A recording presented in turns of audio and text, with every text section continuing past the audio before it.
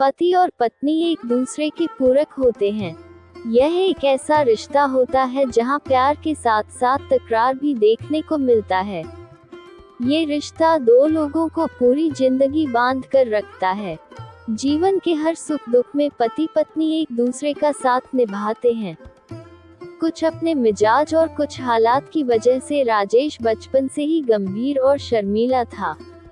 College के दिनों में जब उसके दोस्त कैंटीन में बैठकर लड़कियों को पटाने के लिए तरह तरह के पापड़ बेलते थे, तब वह लाइब्रेरी में बैठकर किताबें खंगालता रहता था। ऐसा नहीं था कि राजेश के अंदर जवानी की लहरें हिलोरे नहीं लेती थीं। ख्वाब वह भी देखा करता था।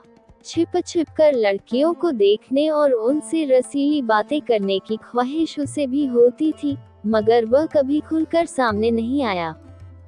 कई लड़कियों की खूबसूरती का कायल होकर राजेश ने प्यार भरी कविताएं लिख डाली, मगर जब उन्हीं में से कोई सामने आती तो वह सिर झुकाकर आगे बढ़ जाता था।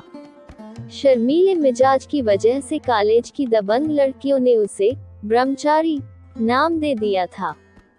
कॉलेज से निकलने के बाद जब राजेश नौकरी करने लगा तो वहां भी लड़कियों के बीच काम करने का मौका मिला। उनके लिए भी उसके मन में प्यार पनपता था, लेकिन अपनी चाहत को जाहिर करने के बजाय वह उसे डायरी में दर्ज कर देता था। ऑफिस में भी राजेश की इमेज कॉलेज के दिनों वाली ही बनी रही। शायद औरत से राजेश का सीधा सामना कभी न हो पाता अगर ममता उसकी जिंदगी में न आती। उसे वह प्यार से ममू बुलाता था। जब से राजेश को नौकरी मिली थी, तब से माँ उसकी शादी के लिए लगातार कोशिशें कर रही थी। माँ की कोशिश आखिरकार ममू के मिलने के साथ खत्म हो गई। राजेश की शादी हो गई। उसकी ममू घर में आ गई। पहली रात को जब आस पड़ोस की भाभियां चुहल करते हुए ममू को राजेश के कमरे तक लाईं तो वह बेहद शर्माई हुई थी। पलंग के एक कोने पर बैठकर उसने राजेश को तिरछी नजरों से देखा, लेकिन उसकी तीखी नजर का सामना किए बगैर ही राजेश ने अपनी पलकें झुका ली। ममू समझ गई कि उसका पति उससे भी ज्यादा नर्वस है।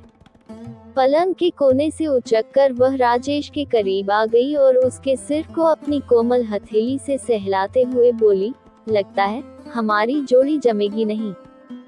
क्यों? राजेश ने भी घबराते हुए पूछा। हिसाब उल्टा हो गया, उसने कहा तो राजेश के पैरों तले जमीन खिसक गई। उसने बेचैन होकर पूछा, ऐसा क्यों कह रही हो मम्मू, क्या गड़बड़ हो गई? ये गड़बड़ नहीं तो और क्या है? कुदरत ने तुम्हारे अंदर लड़कियों वाली शर्म भर दी और मेरे अंदर लड़कों वाली बेशर्मी, कहते हुए मम्मू ने राजेश का माथा चूम लिया। मम्मू के इस मजाक पर राजेश ने उसे अपनी बाहों में भरकर सीने से लगा लिया।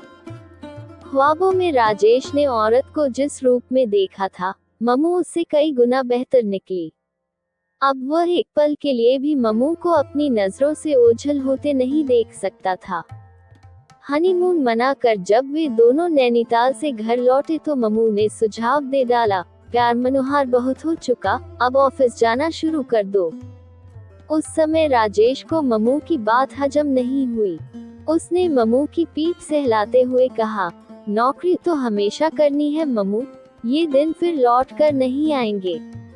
मैं छुट्टियां बढ़वा रहा हूँ। छुट्टियां बढ़ाकर क्या करोगे? हफ्ते भर बाद तो प्रमोशन के लिए तुम्हारा इंटरव्यू होना है, मम्मू ने त्योरियां चढ़ा कर कहा। मम्मू को सच्चाई बताते हुए राजेश ने कहा, इंटरव्यू तो नाम का है डार्लिंग।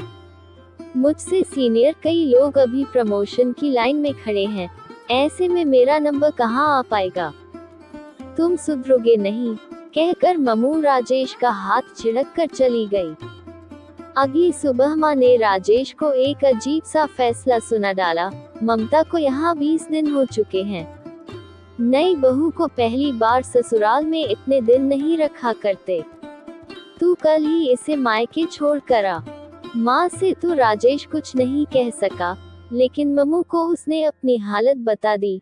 मैं अब एक पल भी तुमसे दूर नहीं रह सकता मम्मू, मेरे लिए कुछ दिन रुक जाओ प्लीज। जिस घर में मैं 23 साल बिता चुकी हूँ, उस घर को इतनी जल्दी कैसे भूल जाऊं? कहते हुए ममू की आंखें भर आईं।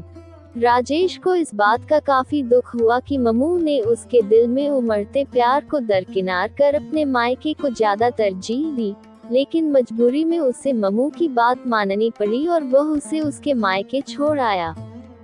ममू के जाते ही राजेश के दिन उदास और रातें सूनी हो गईं।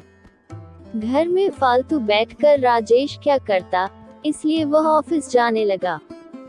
कुछ ही दिन बाद प्रमोशन के लिए राजेश का इंटरव्यू हुआ। वह जानता था कि यह सब नाम का है, फिर भी अपनी तरफ से उसने इंटरव्यू बोर्ड को खुश करने की पूरी कोशिश की। 2 हफ्ते बाद ममू मायके से लौट आई और तभी नतीजा भी आ गया। लिस्ट में अपना नाम देखकर राजेश खुशी से उछल पड़ा। दफ्तर में उसके सीनियर भी परेशान हो उठे कि उनको छोड़कर राजेश का प्रमोशन कैसे हो गया। उन्होंने तहकीकात कराई तो पता चला कि इंटरव्यू में राजेश के नंबर उसके सीनियर सहकर्मियों के बराबर थे। इस हिसाब से राजेश के बजाय उन्हीं में से किसी एक का प्रमोशन होना था, मगर जब छुट्टियों के पैमाने पर परख की गई तो उन्होंने राजेश से ज्यादा छुट्टियां ली थीं। इंटरव्यू में राजेश को इसी बात का फायदा मिला था। अगर ममू 2 हफ्ते पहले मायके न गई होती तो राजेश छुट्टी पर ही चल रहा होता और इंटरव्यू के लिए तैयारी भी न कर पाता। अचानक मिला ये प्रमोशन राजेश के करियर की एक अहम कामयाबी थी। इस बात को लेकर वह बहुत खुश था। उस शाम घर पहुंचकर राजेश को ममू की गहरी समझ का ठोस सबूत मिला। माँ ने बताया कि मायके की याद तो ममू का बहाना था। उसने जानबूझकर माँ से मशवरा करके मायके जाने का मन बनाया था ताकि वह इंटरव्यू के लिए तैयारी कर सके। सच्चाई जानकर राजेश ममू से मिलने को बेताब हो उठा। अपने कमरे में दाखिल होते ही वह हैरान रह गया। ममू दुल्हन की तरह सज-धज कर बिस्तर पर बैठी थी। राजेश ने लपक कर उसे अपने सीने से लगा लिया। उसकी हथेलियां ममू की कोमल पीठ को सहला रही थीं। ममू कह रही थी, माफ करना, मैंने तुम्हें बहुत तड़पाया, मगर यह जरूरी था, तुम्हारी और मेरी तरक्की के लिए। क्या तुमसे दूर रहकर मैं खुश रही? मायके में 24 घंटे मैं तुम्हारी यादों में खोई रही। मैं भी तड़पती रही, लेकिन इस तड़प में भी एक मजा था। मुझे पता था कि अगर मैं तुम्हारे साथ रहती तो तुम जरूर छुट्टी लेते और कभी भी मन लगाकर इंटरव्यू की तैयारी नहीं करते। राजेश कुछ नहीं बोला, बस एकटक अपनी ममू को देखता रहा। ममू ने राजेश को अपनी बाहों में लेते हुए चुहल की, अब बोलो, मुझ जैसी कठोर बीवी पाकर तुम कैसा महसूस कर रहे हो? तुमको पाकर तो मैं निहाल हो गया हूँ ममू।